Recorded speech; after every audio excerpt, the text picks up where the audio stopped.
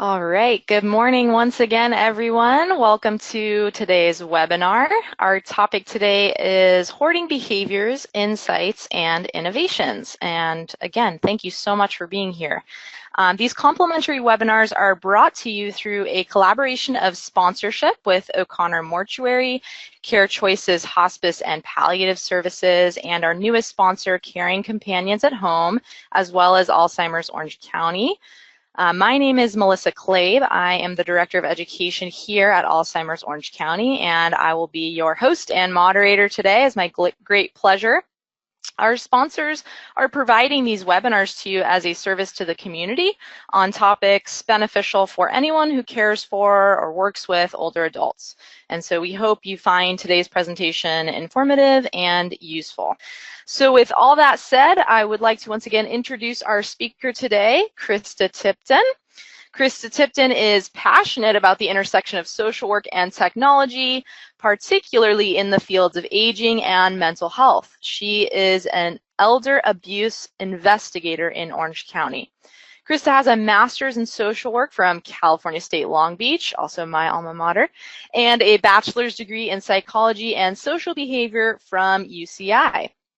Since 2013, she has served as a member of the Executive Committee on the Orange County Task Force on Hoarding and serves the National Association of Social Workers as co-chair of the Technology Council and in local leadership. And prior to entering the field of social work, Krista specialized in training older adults to utilize technology. So we are so fortunate to have her today, and I'm going to go ahead and turn it over to Krista. Thank you so much. Hello, everyone. I'm so grateful to be here. Thank you for having me. Today, I'm going to talk about hoarding behaviors and insights and innovations.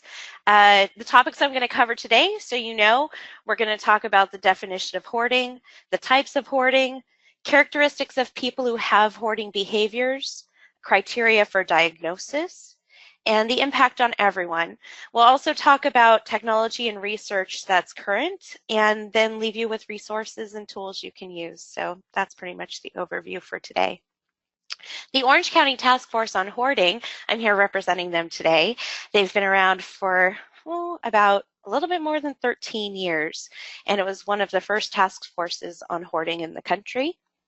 It's based on education and helping professionals discuss cases of hoarding and allowing people to join in the same room to discuss cases and to see how we can best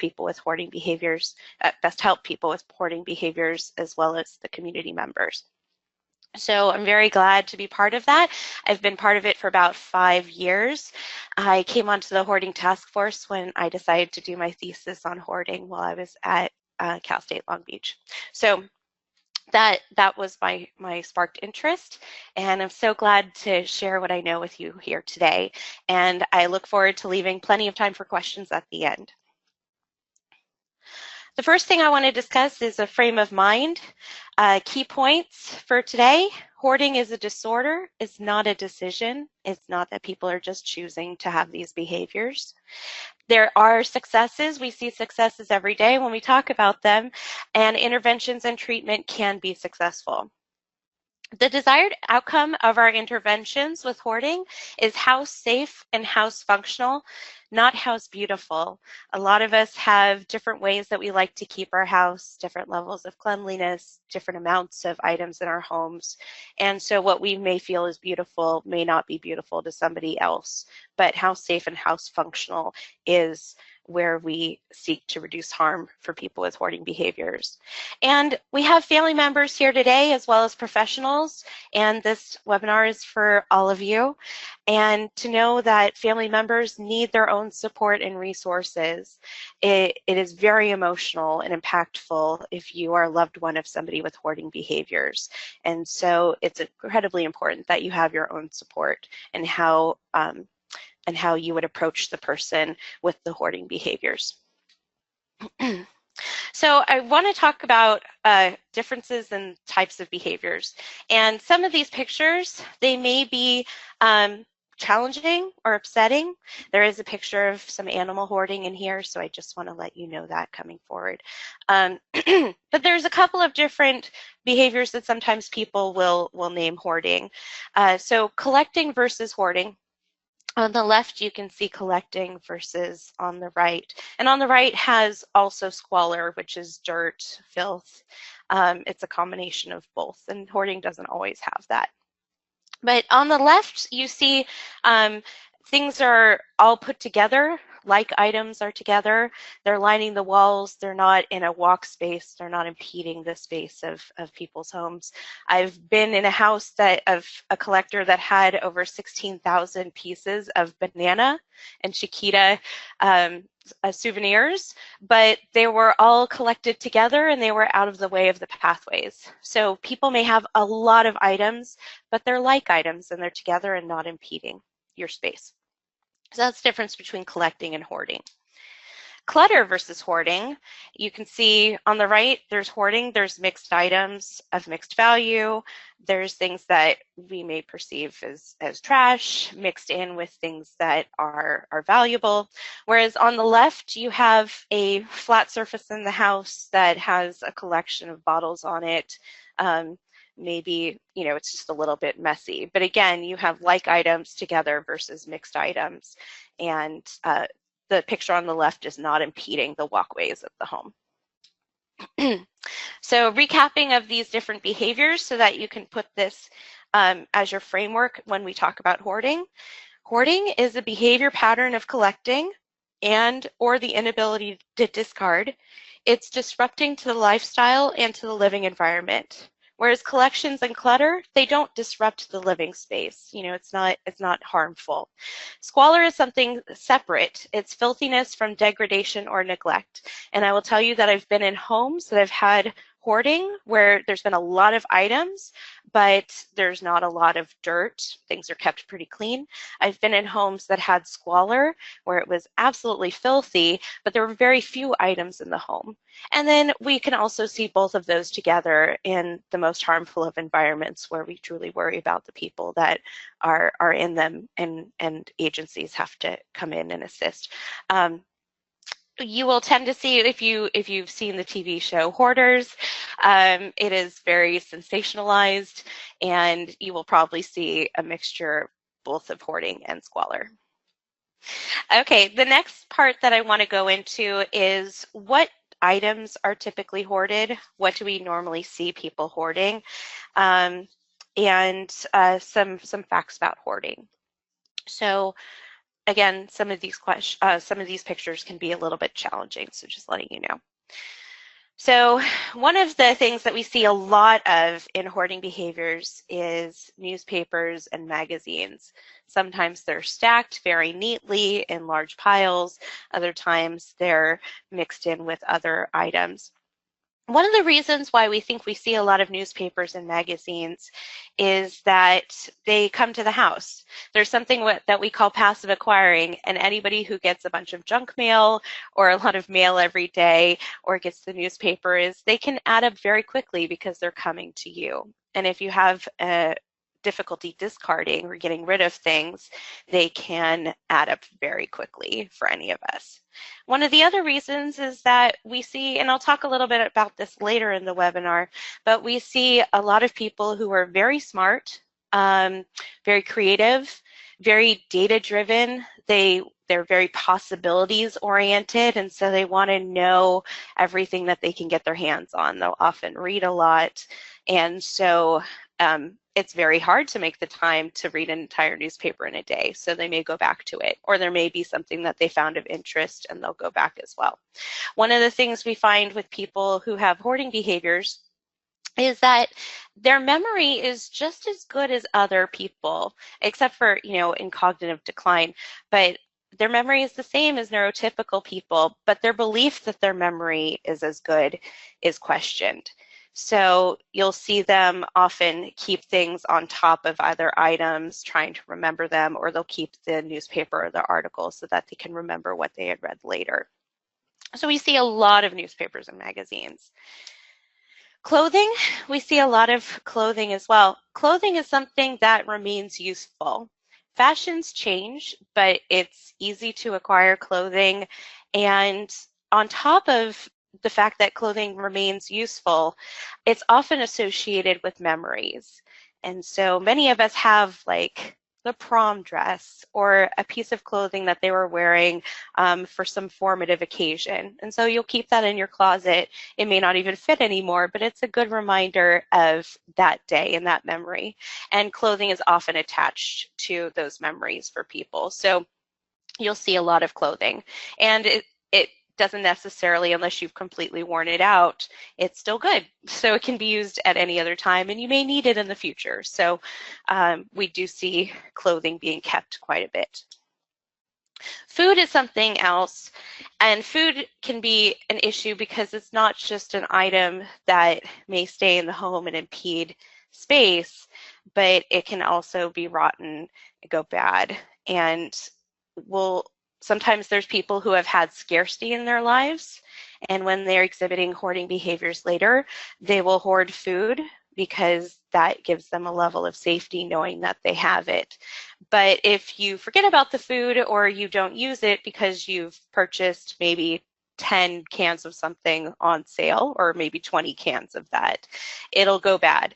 But due to the inability to discard, it's very hard to get rid of rotten food. So it'll sit there, and unfortunately, it can attract vectors like ants and roaches and rats and mice. And so we'll see that. Animals, this is a difficult picture to see. I want to take a moment to talk about animal hoarding just because we view it as slightly different as hoarding of items. Sometimes you'll see both. Sometimes you'll see one or the other. You'll find people who are hoarding items but don't hoard animals. And you'll find people who hoard animals but not items. So we do kind of see it as a bit of a separate behavior. And one of the things that we see with people who hoard animals is often they think that they're trying to save them. Sometimes they'll pick them up from shelters. Sometimes they'll have puppies or have litters very quickly, and it adds up. And the problem with that is that, of course, it can create a very unsafe environment for the animals and for the people.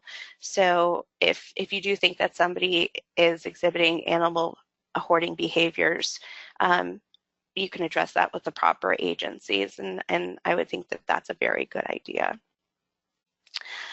So those are just some of the different things that we see people hoarding, and I wanted to just say that sometimes we'll see items but not food, food but not items, because hoarding is basically a symptom, these hoarding behaviors. You'll see people who, due to whatever mental health issue that they're also experiencing, they may be drawn to just hoarding a particular type of thing. What do we know about hoarding? We know that about 5% of the general public has hoarding behaviors, or as many as 1 in 20 people may display these hoarding behaviors. A lot of people think it's much less and it's much more rare than it actually is. A lot of times it's because we don't see it out in the open. It's behind closed doors. And people with hoarding behaviors, they may have hoarding in their home, but they look presentable. They may have jobs and they're doing quite well, and you may not see any signs of those hoarding behaviors, but behind their closed doors at home, they're exhibiting them. Some people think it's more than that. One of the other things about this is that we see this number around the world. Some cultures are a lot more minimalist than others, but because this is a behavior, a psychological phenomenon, it is across the board, all over the world. So it's not just more of an American challenge. We do see it in many other countries. The onset of hoarding behaviors is thought to begin around 13 to 14 years of age, but the average age of those who seek or who are referred to treatment of hoarding disorder is middle age. And note I said hoarding disorder, not hoarding behaviors. That requires a diagnosis and in order to have that treatment, and I'll talk about that a little bit later. So hoarding behaviors begin early, but if you have somebody who is a child and has these hoarding behaviors, their parents might be cleaning up after them or doing clean outs, cleaning their room. Then they may move on to having a spouse in the home who is also keeping the hoarding behaviors maybe in check, having children living in the home. And so people have been collecting and keeping items all of their life, and it builds up. And so around middle age is when we start to see people having way too many items of those mixed values. And they may, and as they age, they may be losing people who were keeping it in check for them, either through being widowed or divorced or having children move out. And then there's nothing checking that behavior. Finally, on this page, I want to talk about hoarding is no longer a subtype of obsessive compulsive disorder. In the older research, it was thought to be part of the obsessive compulsive behaviors because there is a compulsion to it. But they've seen that it should stand alone. It has its own standalone diagnosis now in our new DSM-5. And the important thing of that is that hoarding almost always has another mental health issue with it. I see hoarding as more of a symptom of an underlying mental health issue, and those mental health issues vary wildly. We do see people with anxiety. We see a lot of people with major depressive disorder have hoarding behaviors, and social phobias, but we don't see actually a lot of people with a diagnosis of OCD with the hoarding behaviors. So that's why it's now a standalone diagnosis. Okay, so I'm going to go into more of the meat of this webinar now. I'm going to talk about the characteristics of people who have these hoarding behaviors, which I've alluded to that in my previous slides. I'm going to talk about the criteria for hoarding disorder versus hoarding behaviors. I'm going to talk about the impact of on the individuals, families, and communities of the hoarding behaviors. Talk a little bit about what's specific for people with dementia, and talk about the new technology and research that we've been seeing coming out, which is very exciting. So just giving you a little overview. So common characteristics of people who have hoarding behaviors. They tend to have excessive beliefs and emotional attachments to objects and possessions.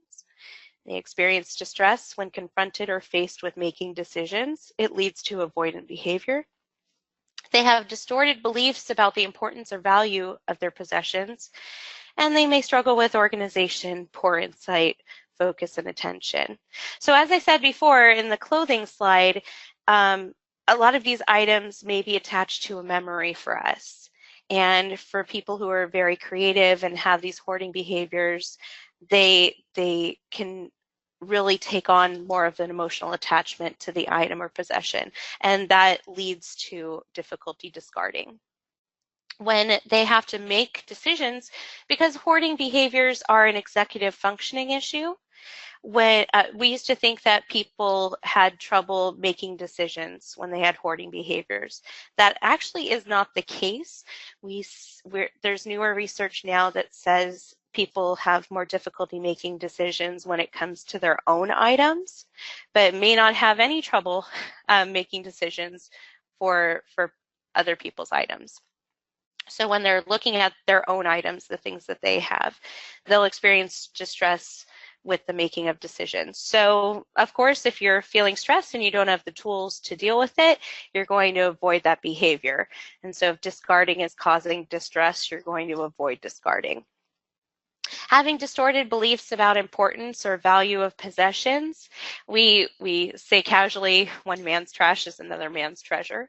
In this case, we used to use the words trash, and now we don't. We say items of mixed value. And the reason why is because every item has a value that's different to different individuals.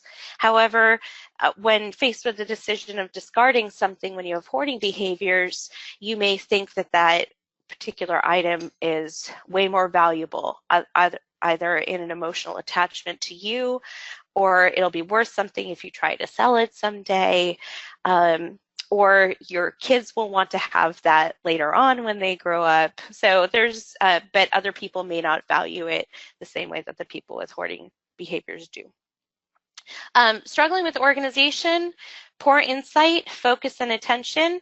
I mentioned a couple of the mental health issues that we see as comorbid, attention deficit disorder, or attention deficit hyperactivity disorder. I'll just put them all together in one heading of ADHD. You have major depressive disorder. Each one of these disorders has its own version of struggling with organization, focus, and attention. And people with hoarding behaviors, there's often very little insight. They may actually not feel the distress that other people are feeling, or they may be distressed but trying to avoid it because they may not have the tools to deal with it. So there's just usually very poor insight when it comes to hoarding behaviors. And if you can increase that insight for the person with hoarding behaviors, we'll talk about how to do that in a little bit, it can open them up to getting that little glimpse of insight. And once you have that little glimpse of insight, it's like a seed, and you can water it, and you can fertilize it, and it'll grow, and it can eventually get them to support and resources. Some other common characteristics: individuals with hoarding behavior represent all socioeconomic and educational backgrounds. Many people have advanced degrees and responsible jobs. Anecdotally, I see a lot of engineers or teachers. They're people that often have to do a lot with a little. And so, anybody who knows a teacher, they're going to maximize the tools they have and be awfully creative when it comes to arts and crafts and other things that are needed. So we often see people who are very bright, and it's important not to treat somebody who has a mental health diagnosis or hoarding behaviors as if they're stupid and dumb. Most of the time they are not. And so it's important that we treat them accordingly. Additional challenges for the person who hoards includes physical limitations. If you can't get up from your chair, or it's difficult for you to move and take your trash out to the garbage can, these are some limitations that can end up resulting in a lot of items, mixed items, hoarded around you. Depression, not having the impulse or will, or you may have the will, but you may not be able to fully activate yourself when you want to discard or do anything about the items in your home. Social phobias, we'll see some people are much more comfortable within their home, or they, when they're asked, well, can I come over to your house, or they're expected to hold something at their home, sometimes there's shame, and so there's social phobia where if I'm letting in these other people, they're going to want to come into my home. General anxiety, we'll see anxiety disorders. Cognitive processing problems, again, hoarding behaviors is an issue with the executive functioning in the brain, and so if there's any cognitive processing problems where you will not be able to make that decision or use that executive functioning properly, it can lead to the inability to discard and hoarding behaviors. And also aging, which there's healthy aging and there's unhealthy aging. And as we're aging, sometimes we get a little bit slower, and it takes longer to do things like discarding.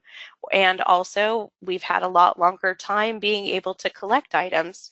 And as other people get rid of items, they may come into our home. Talking about criteria for hoarding disorder, I've talked about hoarding behaviors versus hoarding disorder. And hoarding behaviors are something that we all have. It's just to the level of distress. So we all keep items. We may have had our teddy bear from when we were a child. We may throw our keys and paperwork into a corner. We all have some sort of these behaviors. The problem is that it's risen to the level of distress. So people who meet the criteria for hoarding disorder, they'll experience all of the following. They accumulate a large number of possessions and or have extreme difficulty discarding those possessions.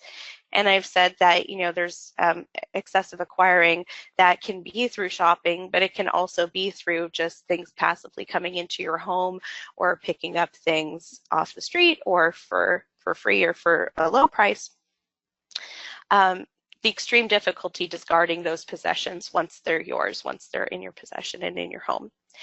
You find that the use of living spaces for their intended purpose is severely limited or non-existent due to the large quantity of possessions. So now it's overriding. There may be pathways in the home. It's impeding use of the stove. Living spaces are not being used for their intended purpose. The bed may be covered with items as opposed to being used for sleeping. With hoarding behaviors, you'll find a lot of flat surfaces, almost all of them covered. However, I want to give a caveat to that there's a perfectionism in a lot of people with hoarding behaviors. And so they will leave maybe a drawer empty until they know exactly what's going to go into it. And those mixed items that would belong in that drawer are impeding a pathway or a flat surface in the house.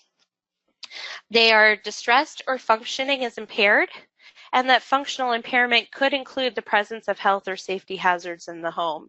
So the person with the hoarding behaviors may not be distressed, but it's causing distress to the community or to loved ones, and that distress is often due to a fire hazard in the home or the presence of a vector.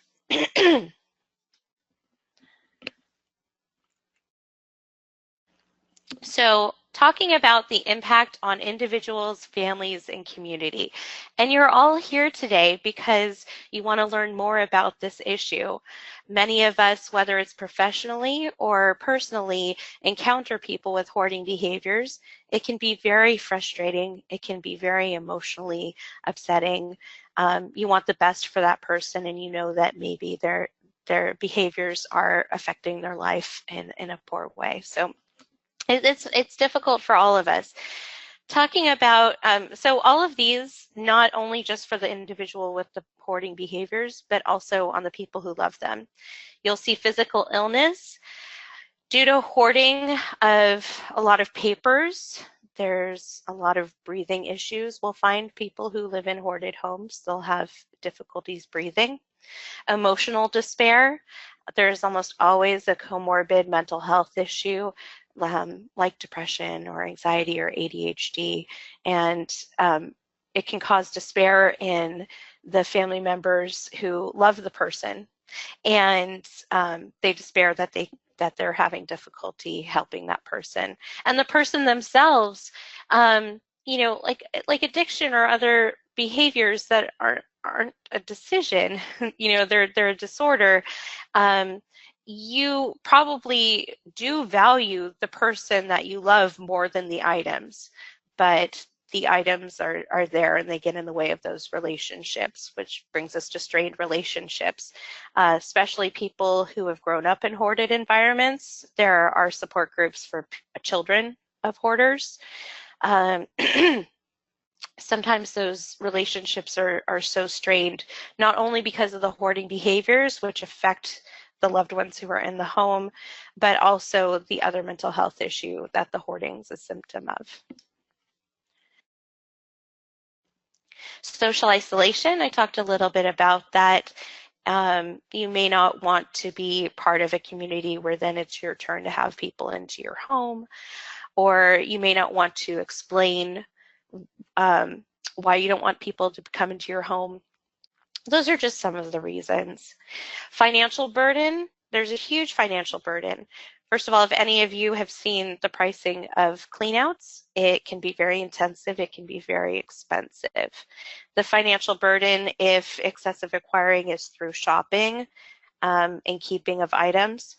Also the burden of storage facilities. We have a huge rise of storage facilities in America since 1960s, along with consumerism. And so it's just very easy to have things and be able to store them at a cost. And I've seen people who have been homeless but maintained their storage lockers to keep their items. So there's definitely a financial burden there. And of course, unsanitary and unsafe living conditions, restricted mobility around the home. It's difficult for people to come in, difficult for the person who lives there to move around. Can be unsafe if a pile falls. Rodent and other infestation, when you have a lot of paper or food or a lot of items, you'll get rodents and other infestations. If you have shared walls, it can go into other people's townhomes or apartments and also affect the health of the individual living there. Deterioration of home and home value. There are people who work in the real estate industry who specialize in hoarded homes, but the cost of bringing a home back up to code and saleable value can be great, whether the person's going to reside there or not.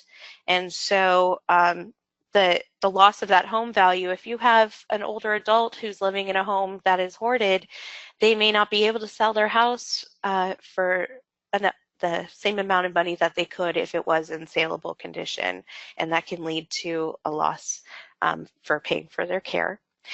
A heightened threat of fire. Just so you know, the walls in apartment buildings, they have firewalls between each individual apartment, and those firewalls are a certain amount of hours before a fire would burn through.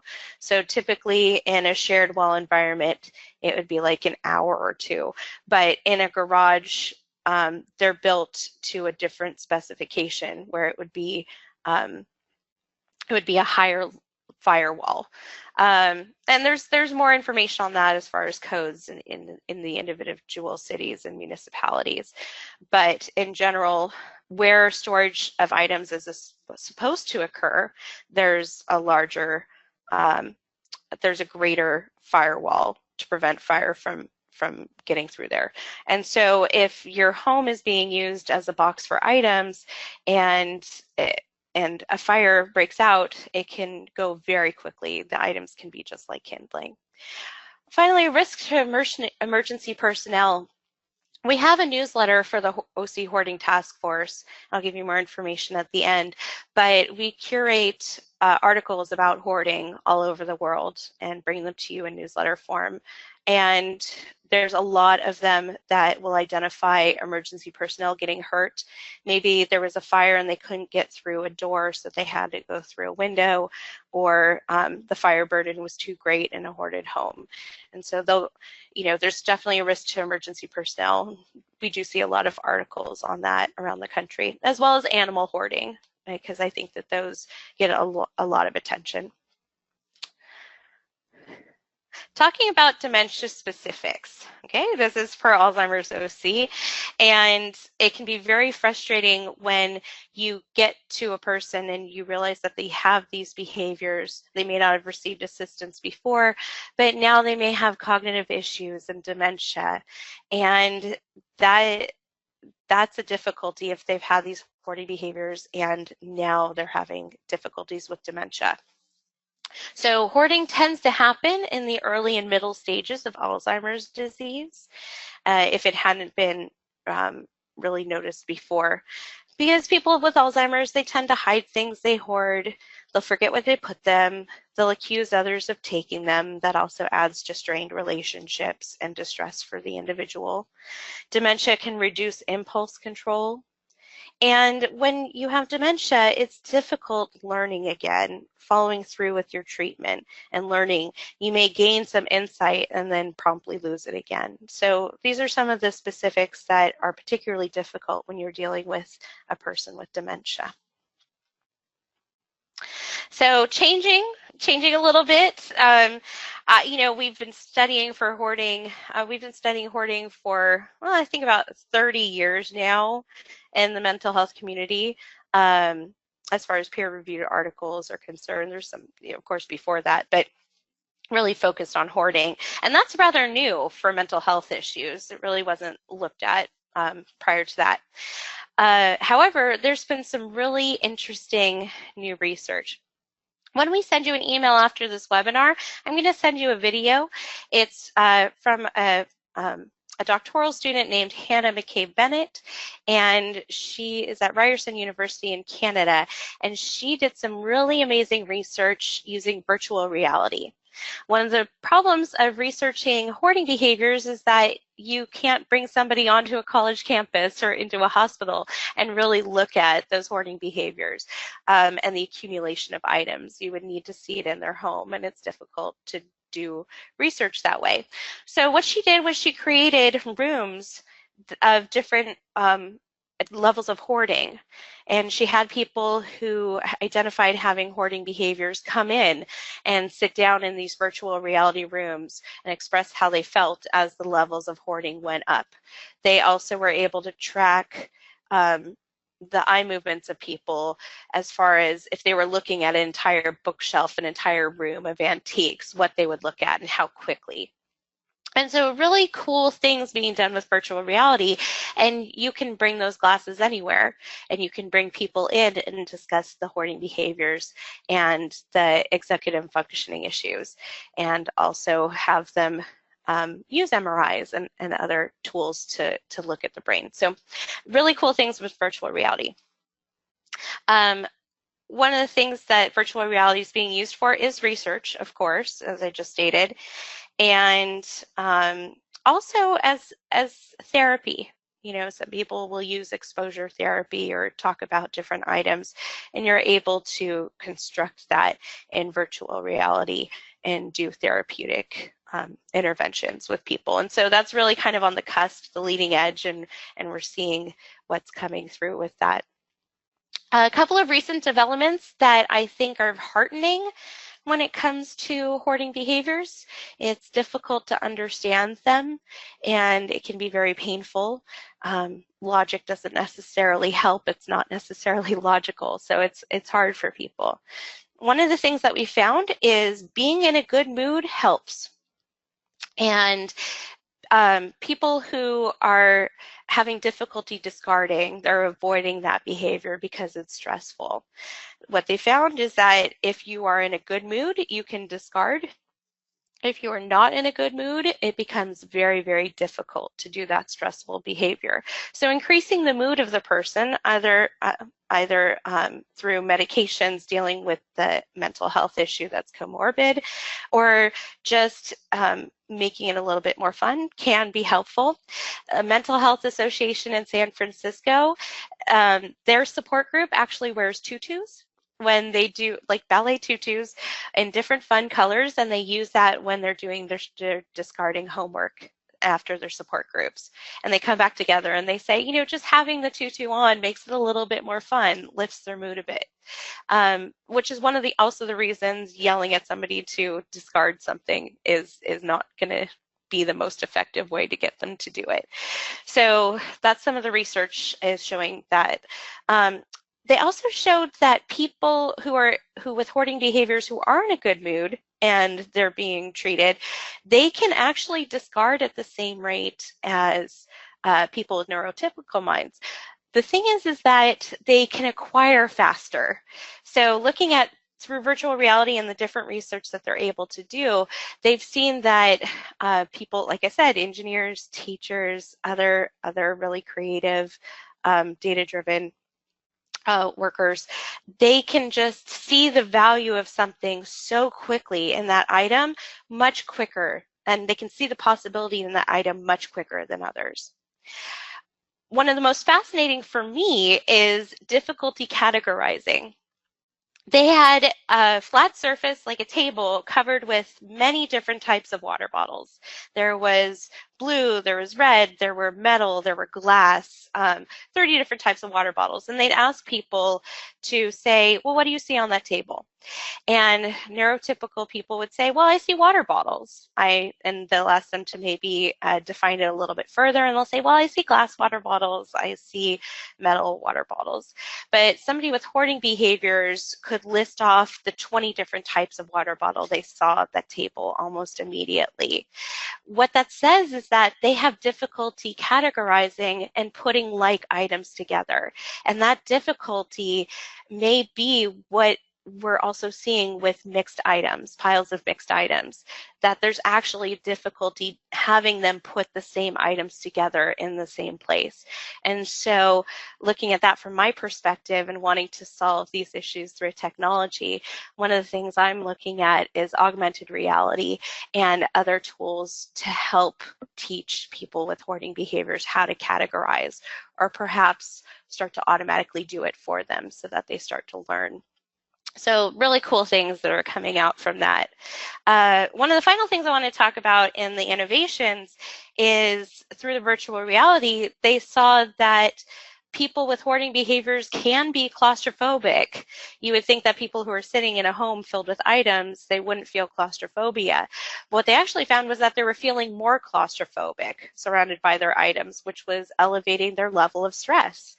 And when your stress level is elevated constantly in your home or in your environment, you're going to react to it as such. So that was a really interesting piece that came from the research. So that being said, let's talk about what we can do. Okay, as professionals, as family members, what are some of the tools in our toolbox to help people with hoarding behaviors? Well, I listed off a few things here. Psychotherapy. As I talk about hoarding, and this is just me, but I talk about hoarding as being a symptom and a disorder of itself, but it's almost always comorbid with another mental health issue. And so being able to get treatment for that underlying mental health issue can then make the symptom of the hoarding perhaps get a little better, or be able to have more interventions in that. So psychotherapy is good. Cognitive behavioral therapy. One of my favorite stories is Christiana Bradiotis, who is a hoarding expert, and I've listed her as one of my resources. She talked about somebody who loved collecting journals, and so they would go to the Dollar Tree, and the person that she was helping with the hoarding behaviors, she was going to go with her on the bus to the Dollar Tree, pick up a journal, look at it, make the executive decisions of whether you were going to choose to buy it or not, and be able to walk out without the journal. And she talked about, as the person got closer to the Dollar Tree, there was a spring in her step. She ran in there, knew exactly what aisle it was in, picked out 5 or 6, said, "Oh, these are so pretty, look at them," picked them up, swooped them up, went, checked out, paid for them, and met Christiana back outside. And she was so excited about her acquiring, about her purchase. And they got back on the bus, and as they started to go home, a person that she was working with started to kind of come down from that excitement a little bit, and then set the journals back down. Then a few minutes later, put them in a bag, and a few minutes later, she left them on the bus and walked out of the bus just completely ashamed. And so you can see that happen very quickly. I mean, a lot of us get excited about things, and when you're excited about acquiring something, it can happen really quickly. And so cognitive behavior therapy, working on that executive decision making at the time of acquiring, can be very helpful. We focus on harm reduction rather than symptom reduction, looking at the safety of the individual. We had a person from our fire department, a fire captain, who, when he approached people with hoarding behaviors in their home to lessen the risk of fire, of course, he never addressed the hoarding behaviors first. The first thing that he asked about was whether there were batteries in their smoke detectors. And it wasn't about the stuff. It was about the dignity and worth of the individual who had these behaviors. And so I just want to always keep that in mind, have that empathy and kindness, and look at harm reduction for the individual rather than just looking at the stuff. Of course, when we have to intervene and the safety of the individual, they're severely at risk or other people are at risk, we have to moderate that, where harm reduction versus the stuff is. But it's important to look at that individual and see it as a safety issue for them. KonMari method, not necessarily peer-reviewed, but we've seen some really great anecdotes coming from around the country. You may have seen the Netflix show or read the book. The whole point is spark joy if you're not familiar with it. And one of the reasons why that method may work on some hoarding behaviors is because if the person has, let's say, a co-issue with major depressive disorder, and maybe they're not being able to access their feelings about items. And then as they practice sparking joy and they practice feeling that sensation with that item, it can help them feel other feelings and lead to them being able to figure out what they want to keep and what they don't. So that's just the KonMari method has a bunch of practice built into it, and that's one of the reasons I think why we see some benefits. A medication, there is no FDA approved medication for hoarding, but that's why it's incredibly important to treat the underlying issue as well and the other comorbid mental health issues, which may be able to be treated by medication and therefore can lessen that symptom of hoarding.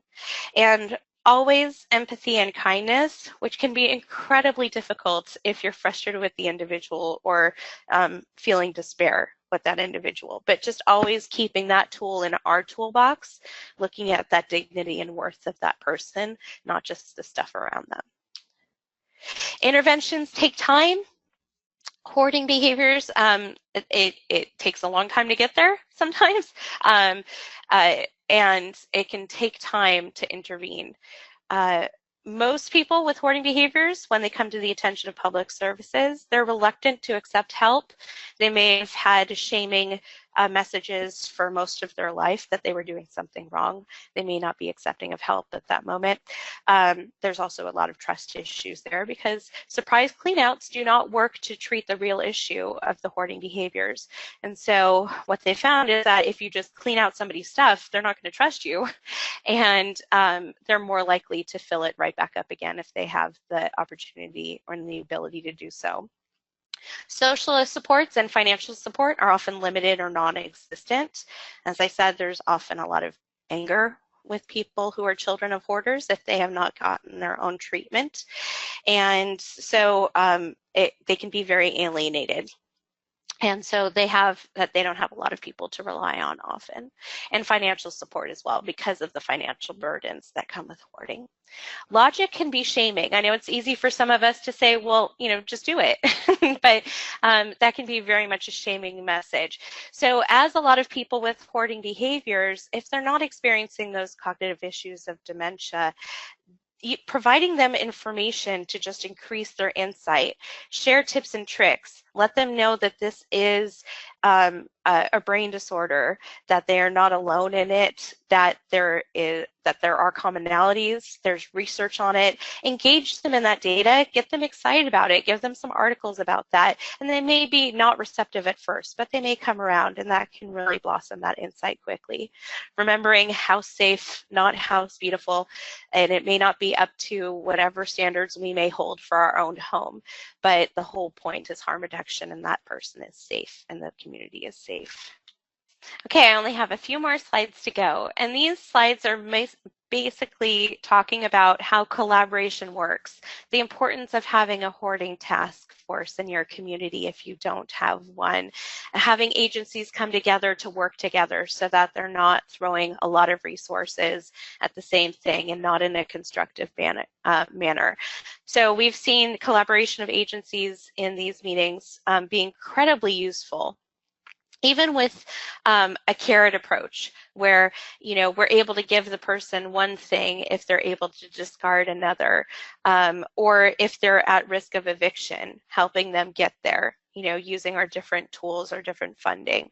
So collaboration definitely works. Teamwork. Resources, there's a lot out there. And one of the handouts I gave for this webinar is a resource list that we've curated at the Orange County Hoarding Task Force. There's books on it. One of my favorite books is Digging Out by Michael Tompkins. It's helping a loved one deal with clutter.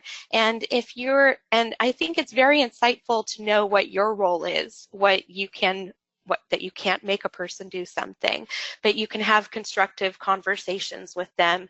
That's good for your mental health and good for theirs. So there's lots of books on the subject. There's websites, the IOCDF Foundation. They have interesting information on hoarding, because even though it's not listed under OCD anymore, it was for such a long time that we still hold our conferences together and we have our information together in a lot of places. Social media, you can find support groups on there, or groups of professionals. There's a Hoarding Task Force network. There's other things that you can find on Facebook, Instagram, Twitter, etc. Videos, you can find videos of examples of hoarding behaviors. I did mention the TV show Hoarders before, and there's other shows like that. They do tend to be a little bit sensationalistic, in my opinion, but there's some really great videos from law enforcement, fire departments, and other agencies, including older adult agencies, that are very helpful. And local resources. A local support group, we have one here in Buena Park, and there's also a support group for people with hoarding behaviors hosted by the Orange County Hoarding Task Force, but those people need to have insight into their behaviors and be talked to before they would join the group.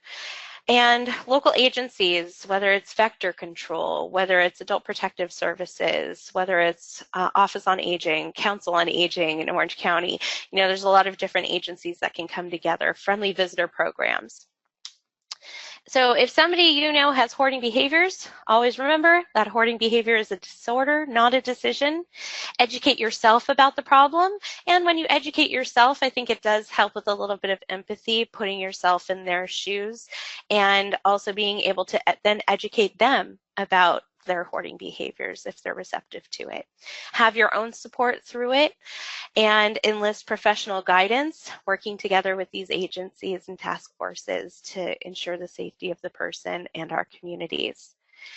So our Orange County Task Force on Hoarding, we meet monthly. We meet the third Thursday at 9 a.m. currently at the Council on Aging in Orange County, and we have our monthly newsletter. So you're welcome to subscribe to that. We send it monthly, and again, I said we curate articles from all over the world. Okay, now it's question time. All right, and we do have some good questions. Thank you so much for that presentation. That was super interesting, very valuable topic. We really appreciate it, Krista. Really quickly, so we already have some questions coming in. Feel free to type in a question if you have one. We are getting close to 12:30, so I just want to mention that if we do run past 12:30, you're welcome to remain online. Krista's made herself available to answer some questions. She's also agreed to make her contact information for you. Contact information available for you, excuse me. If you have questions, you can email her. We will send that information to you in an email. If you do want to earn CE credit, you need to just be online for the 60 minutes, which is coming up in a few minutes here. And so I also want to take just a minute to thank our sponsors again for making this presentation possible. We're so grateful for the support from O'Connor Mortuary, Care Choices Hospice and Palliative Services, Caring Companions at Home, and of course, Alzheimer's Orange County. And don't forget, our next month's free webinar will be on June 11th, and it will be on the topic of vision loss. So please do join us for that. And so with that, I'm going to go ahead and read some questions. The first one here, kind of a quick one. Do you know, Krista, does LA County have a hoarding task force? They do have hoarding information. I will send it out in the email with everybody else. They do have somewhat of hoarding task force. It's a little different than ours. They do meet, I believe, monthly, and where they meet varies, and it is a collaboration of agencies. It's particularly under older adult services, I think. I'll look up the information and I'll send it out to you.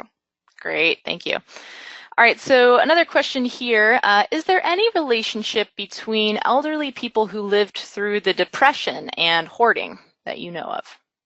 Such a good question. It's interesting to look at it through the lens that at any time 5% of our population is dealing with hoarding behaviors.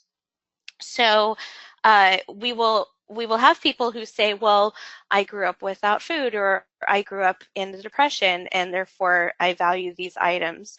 But you have to look at it as not everybody who grew up in the depression has the same behaviors. Not everybody who works 80 hours a week has the same behaviors. You know, not everybody who grew up with food scarcity has these same hoarding behaviors.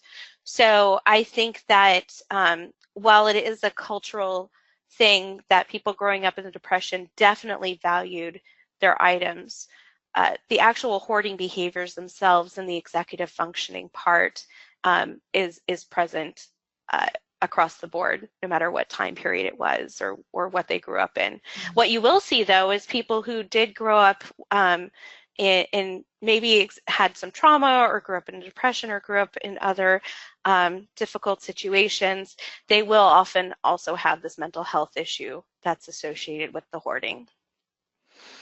Great. Thank you for that.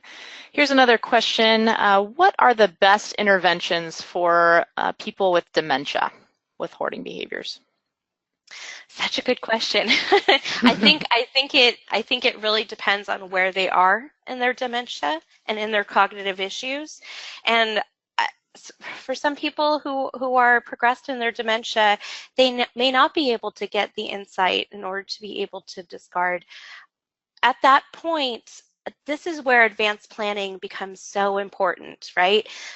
If you have somebody who has hoarding behaviors, or anybody really, I don't want to be a hypocrite. I tell people every day to have, you know, their advanced healthcare directive and other paperwork in place to allow people to make decisions for them when they're not able to make those decisions for themselves. What you can do is, if somebody is exhibiting dementia, you can sit with them and take the time and go through individual items and ask them about it. But it will really just depend on where they are in it. And I'm sorry, it's not quite such a simple answer, but it never is. But I think that in some ways, narrative therapy and being able to talk to the person about their lives can be helpful for their mood, and maybe increase their mood and enable them to discard. But for somebody who is not able to make those types of decisions anymore, it's incredibly important that somebody that they trust can. Absolutely. So encourage to have that paperwork in place. Great point. Is there any research evidence that if you grow up in a hoarding house, that children may also grow up to exhibit hoarding behaviors? So we do see genetic commonalities in the executive functioning. For instance, people with attention deficit disorder, their children are more likely to have it than if they didn't. Just, you know, saying without anecdotally, without, you know, bringing out the research on that, but that's generally to be the understanding. Mm-hmm. And in those ways, yes, there is a genetic component to hoarding, but there's also the environmental component too. And mm-hmm. My own opinion, and you know, research is being looked into for it. But my own opinion is, I think that people who maybe have grew up in a hoarded home and have the brain abilities, you know, executive functioning issues to hoard, if they do have those hoarding behaviors, they may be more likely to exhibit the hoarding behaviors as well. From the environmental perspective. And if they grew up in it and maybe they don't have that genetic portion, they may go the opposite way and be very minimalist. Or if there's some health in the environment, they may grow up to not have either. It's so, yeah. But there are genetic components and there are environmental components. Great. Okay, here's one that says, in addition to the hoarding behaviors, I experience anger when trying to help. The individual feels very criticized, even when I'm not criticizing them. Is this typical? Absolutely. Absolutely, yeah. It is. That anger that you're feeling, I would gather to say that it's probably a combination of frustration as well as caring. When we're frustrated and we care about an individual, it can make us very angry. Like I said, just like, children who had parents with addiction, you can be very angry at your parent that you, or the individual that you may not have the relationship with them that you would want to have, right? So you have some grief attached in there as well. So feeling that anger, whether you're professional, maybe not so much if you're not, particularly linked with that person, but definitely as a loved one, is very common. That's one of the reasons why I like the book Digging Out. Not to push that over other books, but I think Tompkins made a really good point to have those therapeutic interventions for yourself and what you will say to that person. And if that person is hitting buttons or you're not communicating your wishes and your care for them clearly and they're feeling criticized, there's points in there on how to help that communication. And in turn, that can help lift the mood of everybody and make the work go smoother. So absolutely common for both sides to feel criticized and shame and to feel anger and frustration. Absolutely. And here's a question. How often should we continue to gently encourage someone to arrange or clean up their items? I think it depends at the level of hoarding that they're at, as far as distress for themselves, distress for the community. When they come to our knowledge, when somebody with hoarding behaviors comes to our knowledge, one of the best things that we can do actually is not make it about the items, but make it about the individual. And so by giving that individual more of like tips and tricks of what they can do and what their part will be and their control in the process, whatever, within harm reduction, obviously if they're completely unsafe, then that's something that needs to be dealt with immediately. But giving them the tools and that power and having an encouraging conversation that can help them grow their insight, which insight's very poor with hoarding behaviors. And that's why just simple logic or reminding them to clean up their items may not work. Here's kind of an interesting question. How often do religious beliefs, such as those regarding Armageddon or other horrible future events, instigate hoarding behaviors to be, say, prepared for a future apocalypse or something of that nature? Oh, I love this question. Very interesting. In my home, we prepare for zombie apocalypse, but that's just a fun way of saying prepare for earthquakes. But it's more fun to prepare that way. But it's important to know that hoarding is mixed items, right? It's not a collection of items designed for one particular purpose put together. So I think that what you're referring to as far as people putting away a lot of items in preparation for something like that, that's actually categorizing like items together. And there may be a lot of those items, and there may be, fear and preparation and maybe religious beliefs mixed in with that. But I would gather to say that's more of collecting as opposed to hoarding behaviors. Does that make sense? Yeah, absolutely. All right, here's an important question. When does hoarding warrant an APS report? So when you see hoarding behaviors, you want to look at, okay, well, if this person is exhibiting hoarding behaviors, there's probably another mental health issue that should be addressed. If this person is unsafe or perhaps risking others or risking themselves as far as self-neglect of residents, it's appropriate to make the Adult Protective Services report. It's important to know that when you make an Adult Protective Services report, you don't have to prove anything. You just have a concern for this person who has that nexus of disability or is older than 65, and what it does is it'll bring a social worker to their door to have the conversation with that person. You may be surprised with Adult Protective Services. You think that the person that you're reporting or referring wouldn't open the door for a social worker, and they will, or somebody that you think would absolutely want a social worker to come and help them won't. So I think that for our mandated reporters and anybody in the community, if you have that concern for that individual that the hoarding behaviors might be putting them at risk, you make the call. I do want to say that the caveat of that is that not all, in California, we look at self-neglect as well as abuse by others, and not all states have those same mandates. So what's considered, we'll look at self-neglect here, but they may not in another state. So that varies with the adult protective services around the country or around the world. But I say if you have that concern and you think that that person is unsafe, and hoarding disorder is a mental health issue and would fall under adult protective services as far as a disability that's causing risk, I'd make the report. But that's just me.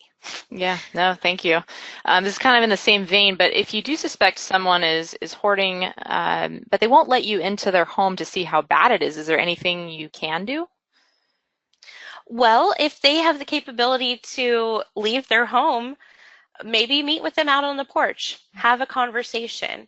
One of the biggest things about people with hoarding behaviors, when they're not going to let you in, is that on some level they're not trusting you with either the knowledge that they have the hoarding behaviors, or they may be feeling shame.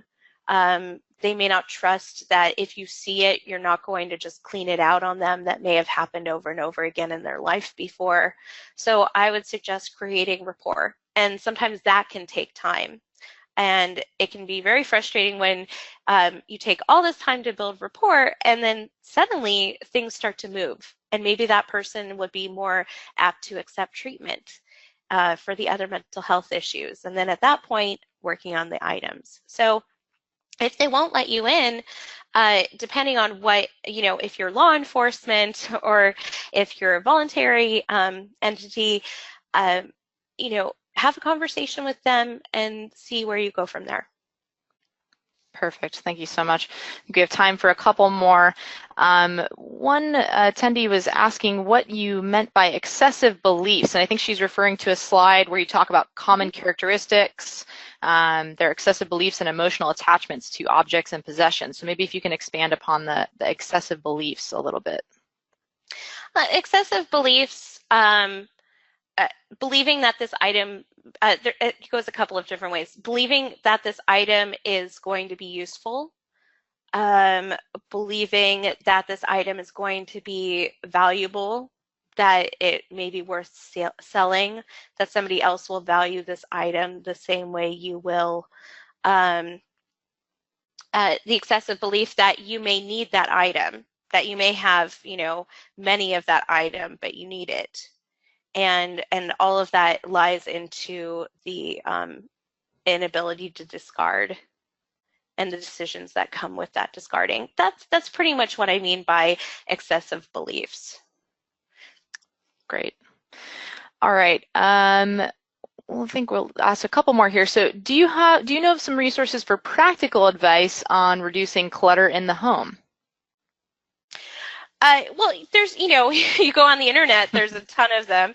I did mention the KonMari method as being one of the tools in the toolbox.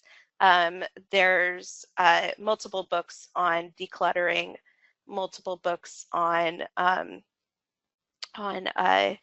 getting rid of some of your items.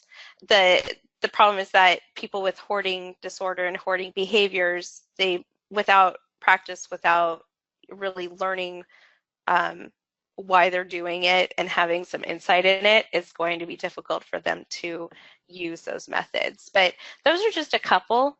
I think that practically, one of the things that I learned from the KonMari book that has nothing to do with the method is that simply a lot of people are just told to clean their room when they're a kid, but not taught how. I think a lot of us are not taught how to categorize or how to clean or how to do these things. And so when there's some knowledge in how to do them well, it becomes easier and it's not quite so nebulous Like, what does that mean? What does a clean room mean, right? So there are some practical items just by, there's some authors that teach you exactly how to clean, how to clean from top to bottom in a room, and that can make it go a lot quicker. And same goes for cluttering, decluttering. So there's some practical methods out there that just teaching you those tools that, especially if you grew up in a home with somebody with hoarding behaviors, you may not have learned environmentally. That can really help. I hope I mean, it's not tips and tricks directly from me. Absolutely. I know there's a lot of resources out there. So thank you so much. All right. I want to be respectful of your time, and everyone, thank you so much for staying with us. This is going to bring us to the conclusion of our webinar today. There were some questions that we weren't able to get to, and I apologize. But again, we will provide some contact information for you to go ahead and reach out to Krista if you still have those questions. Thanks again, Krista, so much for sharing your time and expertise with us. After this, please watch out for the survey that will open up immediately when this webinar is ended. It will also be emailed to you 1 hour after we end here. So do please complete that survey. We do rely on your feedback to make improvements, and it is required if you do want CE credit. Again, watch out for our next webinar next month, June 11th, Adapting to Vision Loss. And don't forget to check out our website for past webinars as well. Thank you so much, and have a great day. Thank you, Krista. Thank you for having me. Bye, All right. everyone. Bye-bye.